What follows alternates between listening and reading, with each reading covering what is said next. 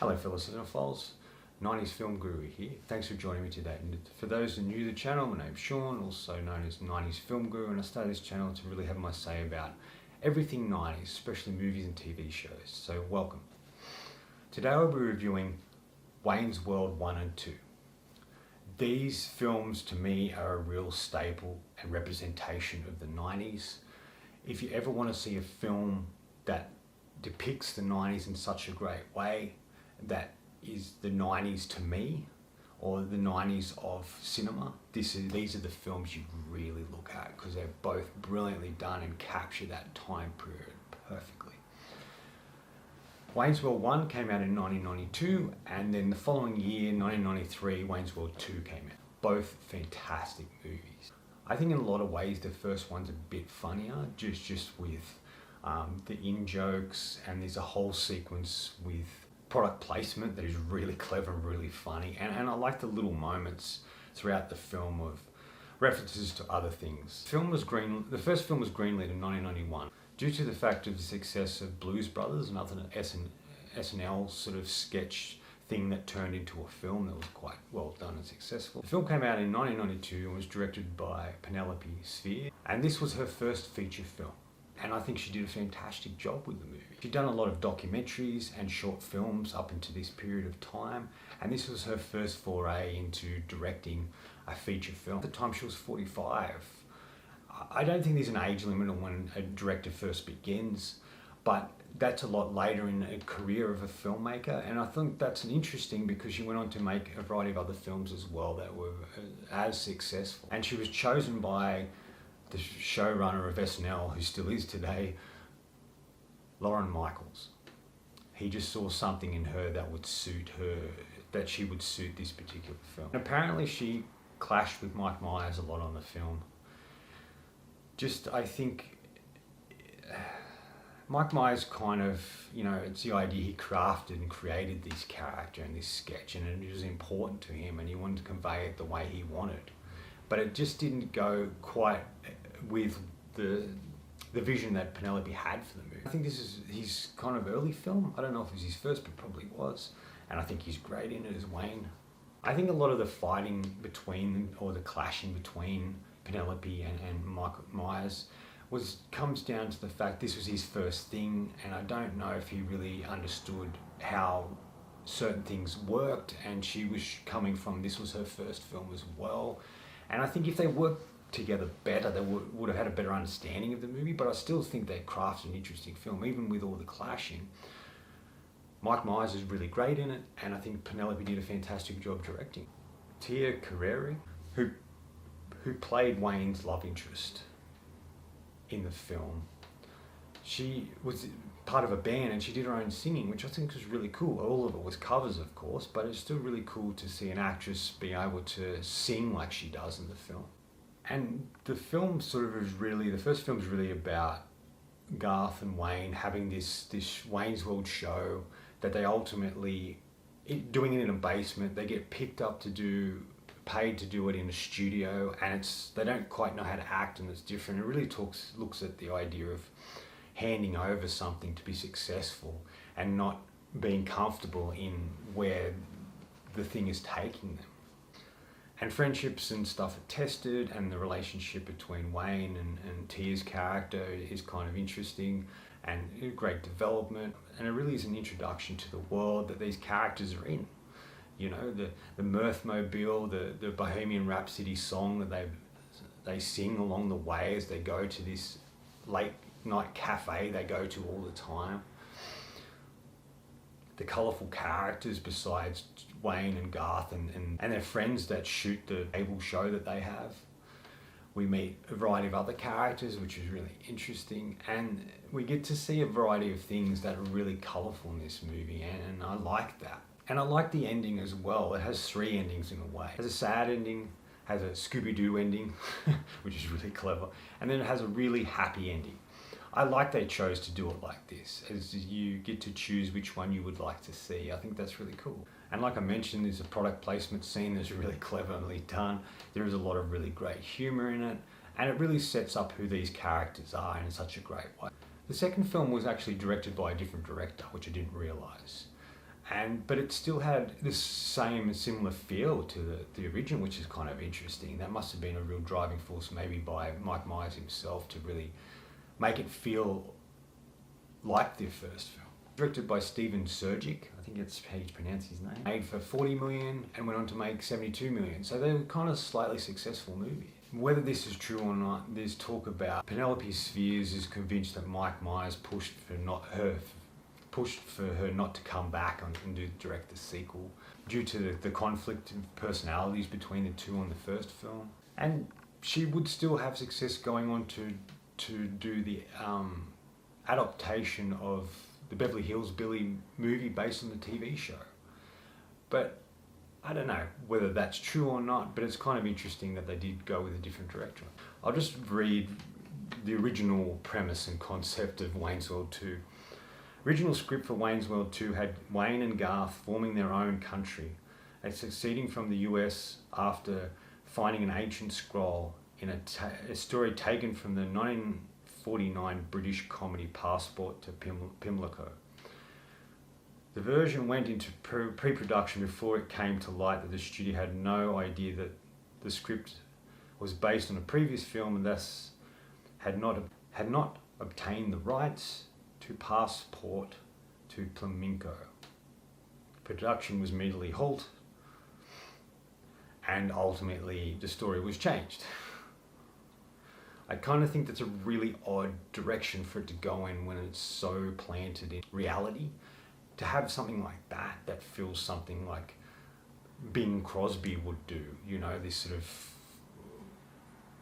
over-the-top, entertaining sort of road movie that travels the world. I don't know. It just wouldn't work for me. I like the variety of cameos in this, and they sort of bring in interesting people. Like Kim Basinger was in it, who played sort of Garth's love interest in a way. It's really cleverly done. It sort of feels like something like Lost Highway or those sort of noir films. Their relationship offers a lot of humorous moments. Things like she says to Garth, "Can I be Frank?" And he said, "Yes, you can. Can I still be Garth?" And just like where he comes in with a robe and a pop, "Good morning, darling," you know, like a Cary Grant sort of intro. I kind of liked that. I thought it was really funny. And she's only on the film for 3 days, which I kind of think was interesting as well. And she sort of offers and provides a really interesting character. And apparently Dana Carver called her up for the film. She'd never seen the first one. And at the time she was married to Alec Baldwin, who really loved the script and told her to do it. And that's ultimately why she was in the film. I think that's kind of odd and interesting. I did read apparently it was less like Lost Highway and more Double Indemnity. With Barbara Fred McMurray.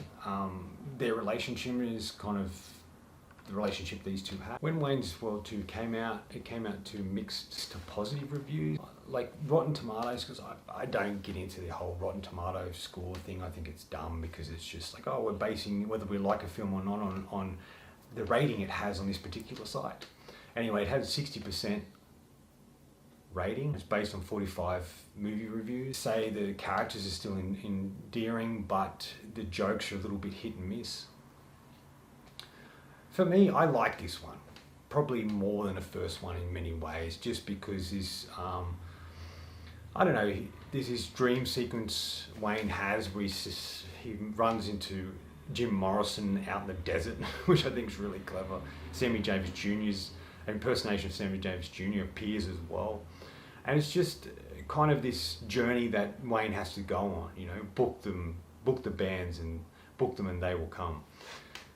You know, like it's sort of this, Wayne feels lost and this gives him this journey to go on, and there's this half-naked Indian's really funny as well. I just like that aspect to it, where he has to do something, he has to go on a journey and he has to work out what he needs to do to accomplish his goal. And within all of these sequences where they're trying to book these bands and have roadies and stuff, Chris Farley reappears and does this really great moment from Officer and a Gentleman where he makes a mistake and Wayne's like, "Why are you here?" "I've got nowhere else to go." You know, like that sort of thing that Richard Gere does in that movie. So there's just something about the second one I enjoy probably a little bit more than the first, even though the first is probably a bit more funnier. After revisiting these films, I started to think, what is it about these movies that is enduring? What is it about it, the films that bring people back to it time and time again? You see a variety of reviews online with YouTubers watching it for the first time and really loving them. I think it's because it's so drenched and set in the 90s, and it feels so 90s. The references, the music, the way people were, especially in cinema in that time period, and I think it really captures that. And you have these two really awkward, odd, but very funny and highly entertaining characters in Wayne and Garth, and you feel a connection with them in a way. It's like you're transported back in time, and that's kind of what I began this channel for, is to be transported back to a period of cinema that I've always loved. Go as far as to say they're modern classics, and they will continue on forever because of what they are, what they involve, and the characters and the humor and the way they're sort of shown to us, the world that they inhabit, that is very reminiscent and nostalgic of the 90s. And it's interesting to think and think about the fact that Mike Myers hadn't really done anything since the first film.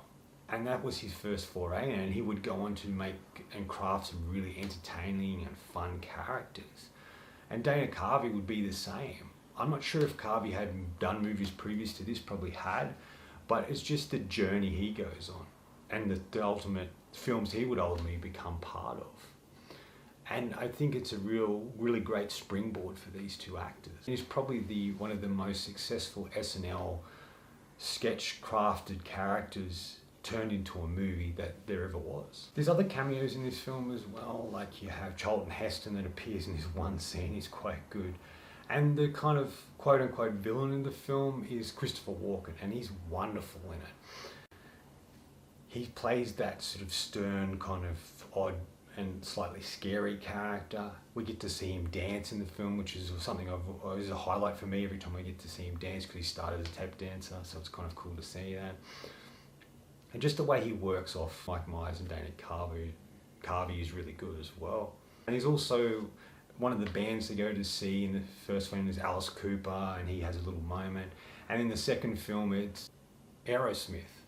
And the whole, we're not worthy, and it's really clever. And the second one also has a early appearance, I guess in a way, of Bob Odenkirk, who would go on to be in Better Call Saul and Nobody and a variety of other things. And it was kind of interesting to see him start in a film like this, in a small blink and you'll miss him role, but he's still kind of fun. I think the characters really learn a lot about themselves and the people in their lives and the world that they've become part of. And in a lot of ways, this is kind of a spoof film, but not really. It doesn't go as far as, say, The Naked Gun or Scary Movie, but it is sort of making fun of particular things.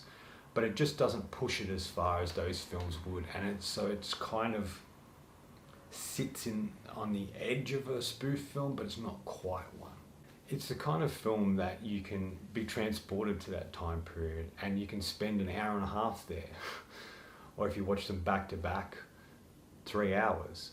And it's kind of, I like that. Not a lot of films can do that for people, allow them to be transported back to a different time. In the end, these two films are very enduring of the 90s. They capture a time period that we're no longer a part of.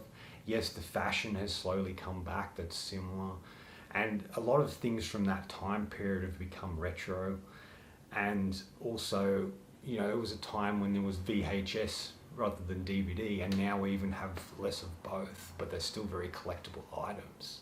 These are films that people return to time and time again. The next generation, my generation, and the generation in between.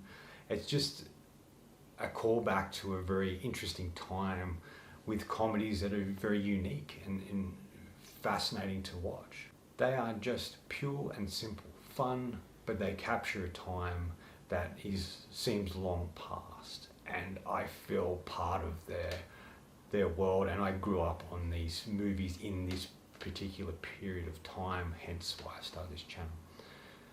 I'm going to give Wayne's World 1 and 2 collective 3.5 each. I think they're both fantastic, they're entertaining, and I have a ball with them every time I return to the movies. And I do highly recommend if you haven't seen them. Anyway, that's all from me today. Thanks for watching. I hope you enjoyed this video, and if you did, please hit subscribe down below and follow me on Facebook and Letterboxd. Otherwise, until next time, enjoy the movies.